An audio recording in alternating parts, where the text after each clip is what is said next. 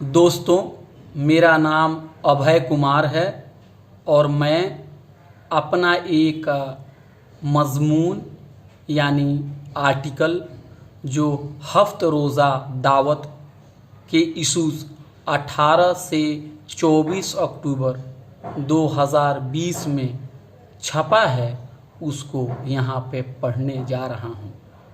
Title इसका है हाथरस सानेहा दलित समाज की नज़र से, यानी जो हाथरस में जो गैंग रेप हुआ है उसके बारे में दलित समाज क्या सोचता है, इसके ऊपर मैंने ये आर्टिकल लिखा है जिसमें जो दलित महिलाओं से मैंने बात की है और डॉक्टर अंबेडकर की कुछ राइटिंग से भी मैंने फ़ायदा उठाया है और इस आर्टिकल में मैंने इसे शामिल किया है। तो आप ज़रा सुनिए।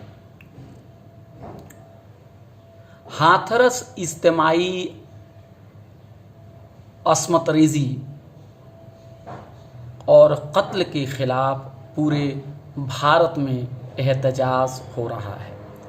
मकतूल दलित लड़की के ख़ानदान वालों का मुतालबा है कि सुप्रीम कोर्ट की निगरानी में इस पूरे मामले की जांच कराई जाए। 19 साला दलित लड़की के ख़ानदान वाले यह नहीं चाहते कि तफ्तीश की जिम्मेदारी सीबीआई के सुपुर्द की जाए। आखिर क्या वजह है कि दलित समाज का एतमाद पुलिस, इंतज़ामिया और रियासती हुकूमत के तईन काफ़ी कम या ख़त्म हो गया है? दलित समाज अपने ख़वातीन के ऊपर होने वाले हमलों को किस नज़र से देखता है? दलित या फिर दीगर महरूम तबक़ात की ख़वातीन ही क्यों सबसे ज़्यादा जिनसी तशद्दुद का शिकार होती हैं? आखिर क्यों उनके ख़िलाफ़ अस्मत रेज़ी की वारदातें रुकने का नाम नहीं ले रही हैं? इन सवालों का जवाब तलाश करने के लिए राक़िमुल हुरूफ ने दलित समाज से ताल्लुक़ रखने वाली चंद ख़वातीन से बात की। डर और खौफ का आलम यह है कि बहुत सारी ख़वातीन अपना नाम अखबार में ज़ाहिर करने से भी कतरा रही थीं। जिस तरह से उत्तर प्रदेश की बीजेपी सरकार ने पुलिस को आगे करके आवाम की आवाज़ दबाने की कोशिश की, वह तानाशाही से कम नहीं है। दूसरे अल्फाज में कहें तो उत्तर प्रदेश की योगी सरकार पुलिस के बल पर चल रही है। इसी वजह से बहुत सारी दलित लड़कियां इस पूरे मामले पर अपनी बात तो रखना चाहती हैं, मगर वह यह नहीं चाहती कि उनका नाम, ठिकाना, पेशा या तस्वीर अखबार में शाया किया जाए। इस मज़मून में हम 4 दलित ख़वातीन की राय शामिल कर रहे हैं जिन्होंने पूरे मामले को अम्बेडकारी नज़रिए से देखा है। उत्तर प्रदेश के उन्नाव ज़िले की एक दलित तालिबा जो दिल्ली में वाक़ एक यूनिवर्सिटी से पीएचडी कर रही हैं, अपनी बात रखते हुए कहा कि उनको इस बात का दुख है कि निर्भया केस में तमाम कम्युनिटी के लोग सड़क पर निकल आए थे, मगर अब वही मामला एक दलित लड़की के साथ पेश आया है तो सिर्फ निचले तबके के लोग और कुछ दानिश्वर ही आवाज़ बुलंद कर रहे हैं। उन्नाव की इस तालिबा का कहना है कि ज़ात की वजह से दलित के साथ बराबरी का सलूक नहीं किया जाता है। अगर गैर दलित खातून खासकर आला ज़ात पर हमला होता है तो उसकी मजम्मत सब करते हैं और मीडिया और सियासत में एक बड़ा इशू बनकर उभरता है, मगर जब वही सितम किसी दलित के ऊपर ढाया जाता है तो इस पर लोग खुलकर नहीं बोलते। ज़ात पात ने आवाम को इस तरह से बांट रखा है कि एक इंसान दूसरे इंसान को इंसान नहीं समझता है। तभी तो गुज़श्ता दिनों हाथरस के आला ज़ात के हिंदुओं ने मुल्ज़मीन की हिमायत में महापंचायत बुलाई। सबसे शर्मनाक बात यह है कि दलित लड़की को इंसाफ दिलाने के बजाय बीजेपी के लीडरान हमला करने वालों के साथ खड़े नज़र आ रहे हैं, जो उनकी बेटी बचाओ बेटी पढ़ाओ के खोखले नारों की पोल खोल देता है। मिसाल के तौर पर बीजेपी के एक मकामी एमएलए राजवीर सिंह के घर पर एक बड़ी पंचायत का इनेकाद किया गया और सरेआम यह कहा गया कि गैंग रेप में जेल भेजे गए सारे मुलजमीन बेगुनाह हैं। उन्नाव की तालिबा का यह भी इल्ज़ाम है कि मकतूल दलित लड़की का इलाज सही तरीके से नहीं किया गया। वहीं दूसरी तरफ उसकी लाश को पुलिस वालों ने रात के अंधेरे में खामोशी के साथ जला दिया। आखिर क्यों लड़की को इलाज कराने में हुकूमत और इंतज़ामिया ने सुस्ती दिखाई, जबकि उसकी लाश को जलाने में उन्होंने बिजली जैसी फुर्ती दिखाई? आखिर मकतूल दलित लड़की के ख़ानदान वालों को उसकी लाश क्यों नहीं सुपुर्द की गई? क्या लाश को जला देने के पीछे सारे सबूत जला देने का इरादा था? हाथरस गैंग रेप केस को देखकर कोई भी खुले जहन का इंसान यह बात साफ तौर पर कह सकता है कि पुलिस और इंतज़ामिया ने रोज़े अव्वल से ही लापरवाही बरती थी और दलित की बेटी को इंसाफ न देने की हर मुमकिन कोशिश की गई। चाहे मामला एफआईआर दर्ज करने का हो या फिर उसे वक्त पर अस्पताल पहुंचाने का हो, फिर केस में उलझन पैदा करने का हो, उसे इंसाफ से दूर रखने के लिए सब कुछ किया गया। इस दर्दनाक केस की शुरुआत 14 सितंबर के रोज़ हुई, जब हाथरस की एक दलित लड़की को भूल गरोही गांव के एक खेत में आला जात के लड़कों ने मुबैना तौर पर अस्मत दरी कर दी। बावर यह किया जा रहा है कि दलित लड़की और उसकी मां घास काटने के लिए खेत में गई थी। मज़कूरा खेत आला जात वालों की मिल्कियत है। लड़की घास काटने के लिए अपनी मां से कुछ दूर चली गई। कुछ देर बाद दलित लड़की की मां को अपनी बेटी की चीख पुकार सुनाई दी। जब वह दौड़कर वहां गई तो पाया कि उनकी बेटी खून में लथपथ थी और उसकी ज़ुबान भी काट ली गई थी। बाद में इस मामले को मकामी पुलिस थाने में ले जाया गया। दलित लड़की ने भी पुलिस थाने पहुंचकर शिकायत दर्ज कराई। बाद में दलित लड़की को मकामी अस्पताल ले जाया गया, जहां डॉक्टर ने बताया कि यह मामला संगीन है। उसके बाद दलित लड़की को अलीगढ़ मुस्लिम यूनिवर्सिटी के जैन मेडिकल कॉलेज ले जाया गया। सबसे अफसोसनाक बात यह है कि दलित लड़की को अलीगढ़ अस्पताल में शाम के वक्त दाखिल किया गया, जबकि उसके ऊपर हमला सुबह के वक्त हुआ था। ख्याल रहे कि जाए वारदात हाथरस से अलीगढ़ की दूरी सिर्फ 2 घंटों की है, फिर भी इतनी ताख़ीर की गई। शायद दलित लड़की को वक्त पर अस्पताल पहुंचा दिया जाता तो उसकी जांच बच सकती थी। इन्हीं सवालों के बारे में उन्नाव की तालिबा इशारा कर रही थी कि उसका इलाज ठीक से नहीं हुआ। फिर अलीगढ़ अस्पताल में दाखिल दलित लड़की की हालत ख़राब होनी शुरू हो जाती है। 19 सितंबर के रोज़ उसने अपना बयान दर्ज कराया और 2 हमलावरों का नाम लिया, जिनमें कोई संदीप भी शामिल हैं। इस बयान में दलित लड़की ने छेड़छाड़ की भी बात कही थी।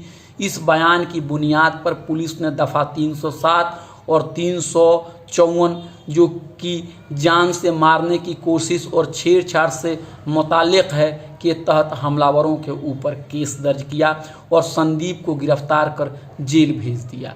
21 और 22 अक्टूबर को मुतासिरा दलित लड़की ने मजिस्ट्रेट के सामने संदीप के अलावा 3 और हमलावरों लवकुश, रवि और रामू का नाम लिया। दलित लड़की ने उनके खिलाफ जिनसी तशद्दुद का भी इल्ज़ाम लगाया। गौरतलब है कि यह मुतासिरा लड़की का आखिरी बयान था बाद में पुलिस ने गैंग रेप के साथ जान से मारने का मुकदमा दर्ज किया। मामले को पेच में उलझाने और हमलावरों को बचाने की कोशिश पुलिस और इंतजामिया की तरफ से होनी शुरू हुई। मिसाल के तौर पर हाथरस के एसपी ने यह बयान दिया कि जिनसी तशद्दुद के कोई सबूत मौजूद नहीं है।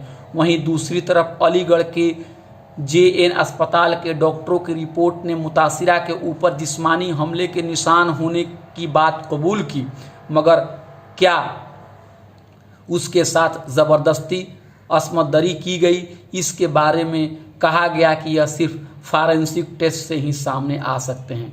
इस दौरान 3 दीगर मुलजमीन को गिरफ्तार किया गया। 28 तारीख को दलित लड़की की हालत बहुत ख़राब होने लगी, फिर उसे दिल्ली के सफदरजंग अस्पताल ले जाया गया। अगले रोज़ यानी 19 सितंबर को दलित लड़की का इंतकाल हो गया। सहाफ़ी मीना कोतवाल हाथरस मामले को बड़ी करीब से देख रही हैं और उसके ऊपर जमकर लिख और बोल भी रही हैं।